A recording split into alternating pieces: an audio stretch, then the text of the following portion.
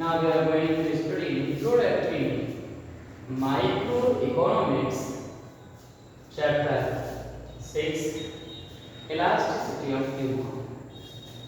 Okay students, हमने last video में आपको ये समझाया था कि किस तरह से हम जो न्यूमेरिक वैल्यूज होती हैं उनके बेस पर हम क्वेश्चंस को सॉल्व करते हैं।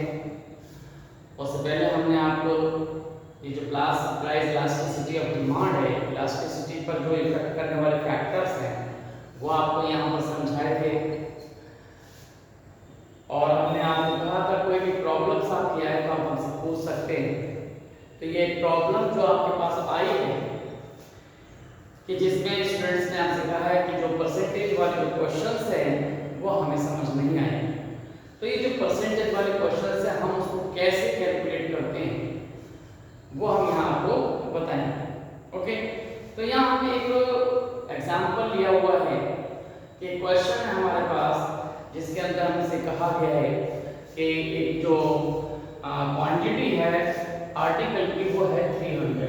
कोई भी एक आर्टिकल है वो 300 आर्टिकल उसके क्या किया जाते हैं, डिमांड की जाती है। ओके, तो उन्होंने कहा कि अगर जो प्राइस है, प्राइस में 25% का फॉल हो जाए, द प्राइस फॉल्स बाय 25%। तो जब बाय लगा होता है कि बाय, तो इसका मीन है कि डेल्टा पी मान लो, तो डेल्टा पी कितना है 25%। यहाँ परसेंटेज में दिया गया है, प्राइस जो है वो परसेंटेज में गिर रहा है। ओके, तो ये कहा गया है कि अगर प्राइस 25% गिर जाता है तो जो क्वांटिटी है वो बढ़कर 450 हो जाती है, यानी 450 यूनिट खरीदी जाने लगती है जो पहले 300 थी। तो आपसे हमें कहा गया है कि आप इलास्टिसिटी ऑफ डिमांड निकालें।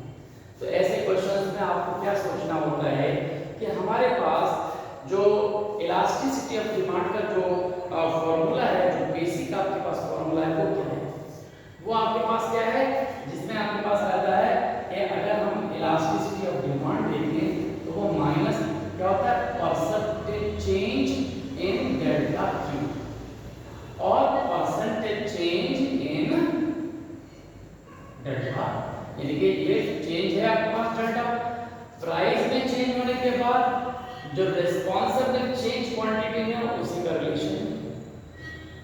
ओके, तो यहां हमें एक चीज मालूम है, ये जो डेल्टा पी है ये आपको मालूम है। ओके, तो डेल्टा पी अगर मालूम है तो हमें यहीं से जो हमारी इंफॉर्मेशन है उससे हमें डेल्टा क्यू निकालना होगा, वो भी परसेंटेज में। तो हमारे पास पी मा क्यू है, जो क्यू मालूम है और क्यू मालूम है। तो अगर आपके पास क्या है कि ये जो हमारे पास Q जो है वो है 300, ओके, और यहाँ पर जो Q1 है वो आपके पास कितना है 450। तो परसेंटेज में जो फॉर्मूला आपके पास होता है कि कोई भी आप परसेंटेज निकालते हो किसी भी चीज की, तो परसेंटेज आप Q की निकालोगे तो क्या होगा, डेल्टा Q अपॉन Q, मतलब जो चेंज हुआ है ओरिजिनल क्वांटिटी से डिवाइड कर देते हैं और इनटू 100%, ये आप यूज करते हैं। तो यहाँ डेल्टा क्यू कितना है, अगर हम यहाँ से देखिए तो डेल्टा क्यू आपको यहाँ दिख जाता है कि ये कितना होगा 450 माइनस 300, आंसर आपका 150। क्योंकि हमें चेंज निकालना हो तो बड़े वैल्यू से छोटी वैल्यू माइनस कर देते हैं। ओके, तो अब डेल्टा क्यू आपके पास है 150 लाइक दिस, और ओरिजिनल आपके पास क्या है, ये 300, या 300 इनटू 100। अब आप क्या करें, ये 150 यूज हो गया इसमें, और यहां से ये 2 आ गया, 2 5 था, तो ये आपके पास आ जाएगा 50%। क्योंकि डेल्टा पी जो है वो इंक्रीज हो रहा है तो ये 50% यानी 50% क्या होगी, क्वांटिटी बढ़ जाएगी।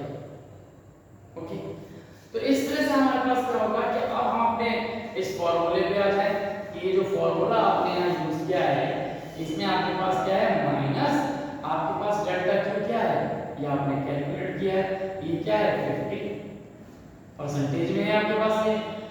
अब हमारे पास डेल्टा पी वहां से दिया हुआ है, वो कितना है आपके पास -25। अब ये आप रिड्यूस कर दीजिए लाइक दिस, आंसर क्या हो जाएगा 25 1 और 25 2 कितना होगा 2। तो ये हमारे पास क्या हो गया इलास्टिसिटी ऑफ डिमांड इसकी 2 कैलकुलेट। तो इस तरह से अगर हमारे पास क्या है 1% में दिया है तो हम दूसरे को परसेंटेज में कैलकुलेट करके उसे सॉल्व कर लेते हैं। तो ये इजी तरीका आपके पास आता है। वैसे आपके पास और भी तरीका है कि जिसके अंदर आप क्या करते हैं प्राइस को पहले x मान लें और फिर उसके अंदर 25% कम हुआ है तो फिर 25% उसके अंदर से रिड्यूस करें और फिर उसको जाकर सॉल्व करें। तो अननोन वैल्यू से अगर आप ये कैलकुलेट करते हैं तो वो फिर क्या होगा लेंथ हो जाएगा। तो इसलिए आप इसके एक शॉर्टकट में ये छोटे फॉर्मूले से आप इसको समझिए। तो ये डेल्टा क्यू आपने परसेंटेज में निकाल के किया। अगर यहाँ पर क्या होगा कि ये प्राइस के वे में फॉर्म दिया होगा कि प्राइस चेंज हुआ है तो प्राइस वैल्यू ऐसे कैलकुलेट कर लीजिए। मान लीजिए थोड़ी देर के लिए कि हमारे पास क्या हो जाता एग्जाम्पल कुछ इस तरह से बन जाता कि जो क्वेश्चन है वो हम यहाँ पर चेंज करते हैं। अब वो हमारे पास क्या हो जाए वो आप जरा देखेंगे प्राइस हमारे पास किस तरह से चेंज होता है। तो ये हमारे पास आ जाएगा। ये आप क्वेश्चन आपको समझ में आ गया होगा। अब जब प्राइस पी का रखने वाले हो तो पी भी इस तरह से आपके पास आएगा। देखिए कि हमारे पास जो कंडीशन है मान लीजिए कि प्राइस जो है वो आपका कोई भी आर्टिकल है उसका कितने रुपीस है प्राइस। जो प्राइस यानी कि हम पी की बात करते हैं तो पी जो है वो हमारे पास कितना है ₹20। ये 20 आपके पास है। अब उन्होंने ये कहा कि अगर प्राइस जो है अब वो प्राइस कितना हो जाए मान लीजिए कि प्राइस जो है बढ़ जाए या घट जाए कुछ भी हो जाए तो प्राइस जो है इसके अंदर फॉल्स हो गया। मान लीजिए कि प्राइस जो है वो फॉल्स हो गया बाय 20% या 25% आप कुछ भी कह सकते हैं। ये 20% मान लिया। तो अगर प्राइस फॉल हुआ है तो इसका मतलब है कि पी जो है वो माइनस हो जाएगा। कितना फॉल्स है 20%। या आपने यहां लिख दिया कि 20% कम हो गया। ओके अब प्राइस जो है यहां पर क्या है इस तरह से नहीं जो आपके पास क्वांटिटी जो पहले हमारे पास थी वो कितनी दी हुई थी वो थी हमारे पास कितनी जो हम यहां देख रहे हैं प्राइस की वे में क्योंकि हम प्राइस का निकाल चुके हैं हम क्वांटिटी का निकालना चाहते हैं तो उसे हम यहां पर ध्यान से रखेंगे। तो पहले प्राइस आपके पास मान लीजिए कितना है 20 रुपीस है। अब क्या होता है कि यहाँ पर जो क्वांटिटी है वो घटती है या बढ़ती है। तो क्वांटिटी में कितना चेंज हो गया क्वांटिटी जो है वो आपके पास यहाँ पर कितनी होगी तो बढ़ गई। तो डेल्टा क्यू जो है वो आपके पास कितना दिया है वो दे रखा है कि कितने परसेंट हमारे पास आ जाएगी। तो ये डेल्टा क्यू क्या है परसेंटेज में है बढ़ गई या घट गई कोई भी एक बात इसके अंदर हो सकती है। तो हम मान लेते हैं कि जो क्वांटिटी है जो पहले जो थी आपके पास ये 20% गिर गई तो इसका मतलब है कि ये प्राइस जो है वो बढ़ गया। प्राइस कितना बढ़ गया प्राइस बढ़ गया तो इसका मतलब आपके पास है इंक्रीज हो गया। और अगर प्राइस घट गया तो इसका मतलब वो डिक्रीज। तो हम यहाँ मान लेते हैं कोई भी चीज मान लें कि प्राइस यानी कि P1 यहीं से आपके पास आ जाता है कि अगर प्राइस कितना हो जाएगा तो घट जाए या बढ़ जाए कोई भी चीज आप लग सकते हैं। तो मान लीजिए कि जो प्राइस है वो इसका बढ़ के कितना हो जाए यहाँ आप मान लीजिए कि ये आपके पास कितना हो गया यहाँ पर वो 25 हो गया। तो क्वांटिटी जो है वो हमारी यहाँ कितनी हमारे पास अगर ये प्राइस बढ़ गया तो क्वांटिटी गिरेगी तो क्वांटिटी जो है वो 20% गिर गई। ऐसे आपने इसको लिख दिया ऐसे। अब आपको निकालना है कि ईडी यानी कि प्राइस इलास्टिसिटी ऑफ डिमांड वो अब आपके पास कितनी है। ये भी वैसे निकलेगा, क्योंकि अब यहाँ पर क्या है, अब डेल्टा क्यू में चेंजेस हुआ है, तो फॉर्मूला तो वही होगा। अब यहाँ पर आप क्या निकालेंगे, परसेंटेज किसकी निकाल लेंगे, यहाँ पर डेल्टा पी निकालेंगे। तो यहाँ पर क्या हो जाएगा, जो डेल्टा पी है वो कितना होगा, वो आपके पास हो जाएगा, यानी केवल चेंज निकालना चाहते हैं, वो आ गया ₹5, 5 रुपए आपके पास चेंज है। अब ये पी जो है, डेल्टा पी किसमें निकाल दें, परसेंटेज में निकाल दें। तो परसेंटेज में आपके पास क्या होता है, delta P over P into 100%। तो ये आपके पास कितना हो जाएगा, ये आपके पास डेल्टा पी है 5, ओरिजिनल पी 20 इंटू ये आपके पास कितना हो जाएगा, ये आपके पास आ जाएगा 100। ये आप देखिए, तो ये आपके पास यहाँ से आ जाएगा। अब आपने क्या किया, 25 4 सा आ गया आपके पास, और ये 2 और यहाँ से 25, तो यहाँ पर ये कितना हो जाएगा, ये 25% आपके पास आ गया प्राइस, इतना प्राइस बढ़ गया। तो ये परसेंटेज में हमारे पास आ गया, वो भी हमारे पास परसेंटेज में है। अब आपने क्या करना है, कॉस्ट सिंपल करना है कि ईडी का जो फॉर्मूला होता है वो आपने यहाँ पर यूज कर देना है, minus delta Q, percentage of delta Q और परसेंटेज ऑफ डेल्टा पी।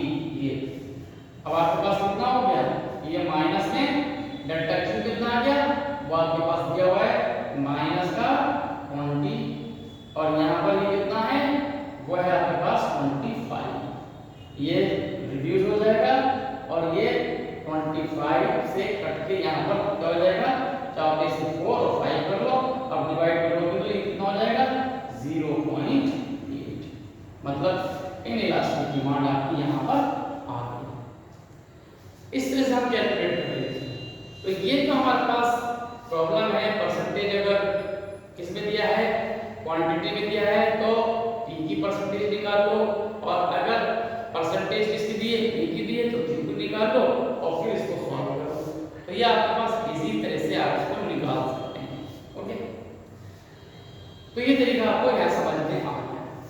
अब ये जो बेस आपके पास होता है, वो आपके पास क्या होता है कि जहां पर आपके पास क्वांटिटी नहीं मालूम होती है या प्राइस नहीं मालूम होता है और हम उसे कैलकुलेट करना चाहते हैं और फिर हम उसके अंदर निकालते हैं, कैलकुलेशन करते हैं, तो वो हम कैसे करेंगे, उसमें भी आप देखिए क्वेश्चन किस तरह से दिया होता है, वो आप जरा समझ लें।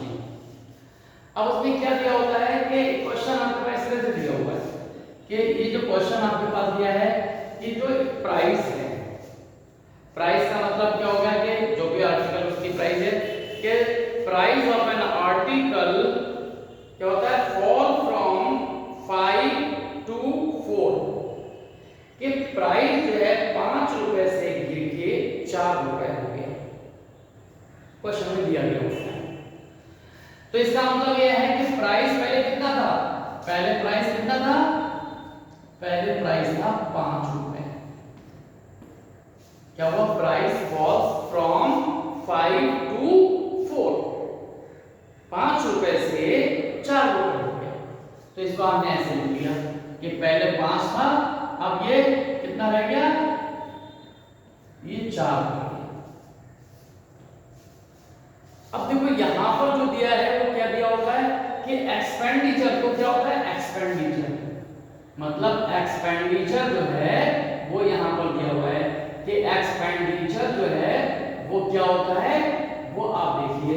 तो एक्सपेंडिचर क्या हुआ है, एक्सपेंडिचर जो है वो कितने रुपए से, 60 रुपए से घट के कितना हो जाता है, वो हो जाता है कितना, ₹60 से घट के वो कितना होता है, ₹2। ये देखिए 48। ये आपके पास क्वेश्चन है कि अगर प्राइस 5 रुपए है तो खर्च कितना हो रहा है, 60 रुपए, और अगर प्राइस 4 रुपए है तो खर्च कितना हो रहा है, 48। तो ऐसे क्वेश्चन में आप देखिए हमें क्या नहीं मालूम है, हमें क्वांटिटी नहीं मालूम, तो हमें इस केस में क्वांटिटी निकालनी पड़ेगी। तो Q1 भी निकालना पड़ेगा और Q भी निकालना पड़ेगा। ओरिजिनल क्वांटिटी कितनी होगी? तो ऐसे में हमें Q निकालना है। तो जब टोटल एक्सपेंडिचर दिया होता है तो टोटल एक्सपेंडिचर यानी कि TE total expenditure over price ये हम लिख लेते हैं। फर्स्ट केस में कितना है? 5 रुपए प्राइस है और टोटल एक्सपेंडिचर कितना है? 60 रुपए। तो कितनी क्वांटिटी आ गई आपके पास? इस तरह से हम निकाल लेते हैं 12। तो ये आपके पास 12 आगे इस तरह से हम इसको कैलकुलेट करेंगे। इसी तरह से हमारे पास Q1 निकलेगा। Q1 कैसे निकालेंगे? ये भी आपके पास टोटल एक्सपेंडिचर होगा और यहाँ पर अब P1 की कंडीशन होगी कि P1 कितना है। तो ये टोटल एक्सपेंडिचर अब कितना है? ये 48 है और कितना है प्राइस? ये 4 है। तो इसे आप क्या करें? रिड्यूस कर दें। तो ये 4 फिर से 12 आपके पास आ जाएगा। तो ये 12 ओके। तो इस तरह से हमारे पास Q और Q1 दोनों निकल गए। अब हम डेल्टा Q और डेल्टा Q निकाल लेंगे और फिर उसे हम फॉर्मूले में अप्लाई करेंगे। तो हमारे पास ये क्वेश्चन सॉल्व हो जाएगा। तो यहां से आप अब क्या करेंगे? ये डेल्टा Q का फॉर्मूला क्या बनेगा? डेल्टा Q का formula Q minus Q1।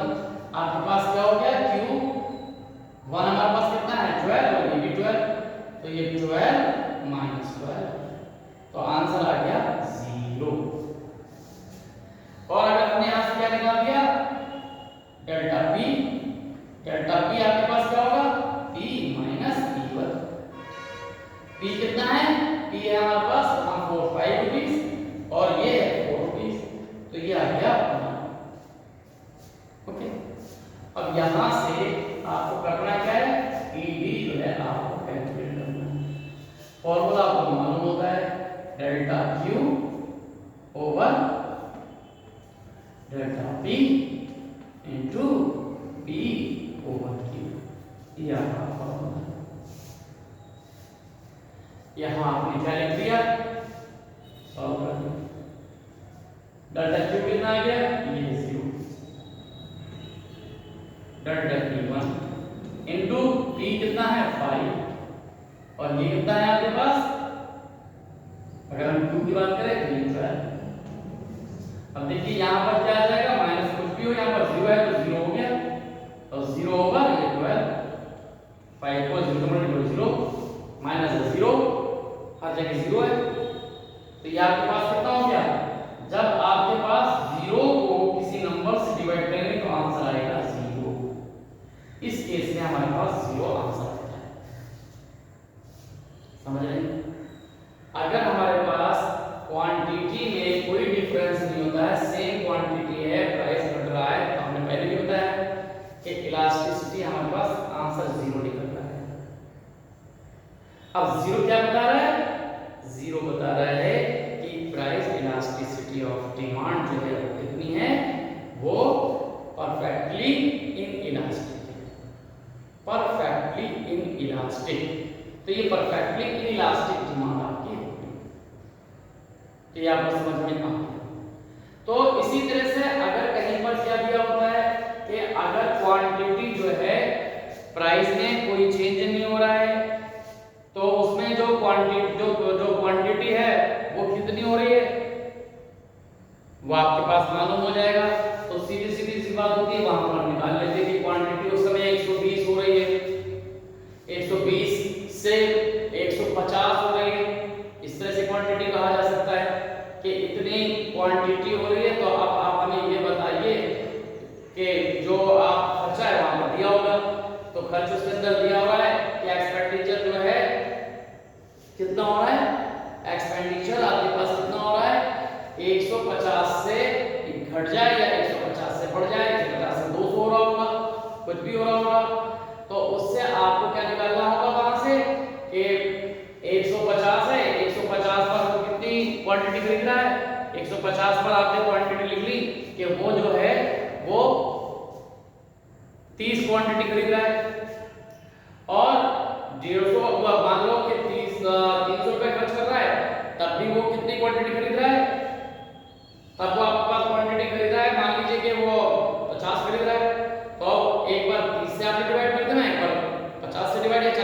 Divide करना है, उससे P1 और P2 निकल आएगा, बिल्कुल ऐसे ही। अब P1 और P2 या हम P1P या P1 दोनों अगर सेम है तो वो इनफाइनाइट आंसर आएगा उसके अंदर, उस केस में। तो उसमें जो है डेल्टा P 0 होगा, डेल्टा P 0 का मतलब नीचे 0 होगा, नीचे 0 का मतलब है इनफाइनाइट।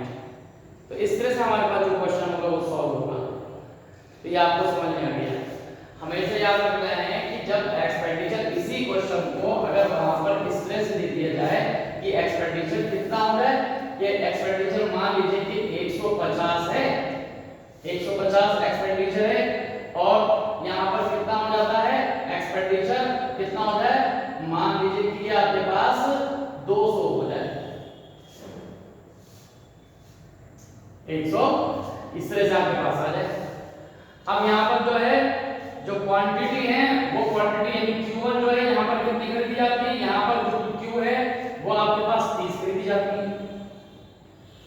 तो यहाँ जब 30 खरीदी जाती है तो आप यहाँ से क्या निकालोगे, इसको डिवाइड करके P निकालोगे, तो P कितना आ जाएगा 35 आ जाएगा, ये 50 आपके पास 5 आ जाएगा, ये अगर 3 है तो ये 50 आ जाएगा और ये है तो ये 5 आ जाएगा, आपके पास P हो गया आपके पास।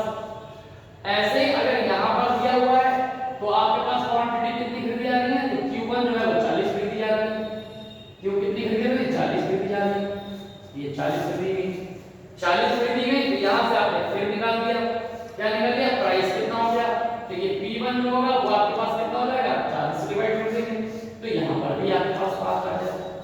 जब 5 आ गया तो डेल्टा P कितना होगा 0 हो जाएगा, और डेल्टा P 0 होते ही आपने डेल्टा P की जगह यहाँ लिख देंगे, क्वांटिटी आपके पास रहेगी, क्वांटिटी में कितना चेंज है, 10 का चेंज हो जाएगा, ये 10 का आपके पास चेंज आ जाएगा, 10 ऊपर आ जाएगा नीचे 0 आ जाएगा, आंसर इनफाइनाइट हो जाएगा। तो इस तरह से हमारे पास क्या होगा, इसके आंसर को आप लिख सकते हैं, तो वो इनफाइनाइट हो जाएगा।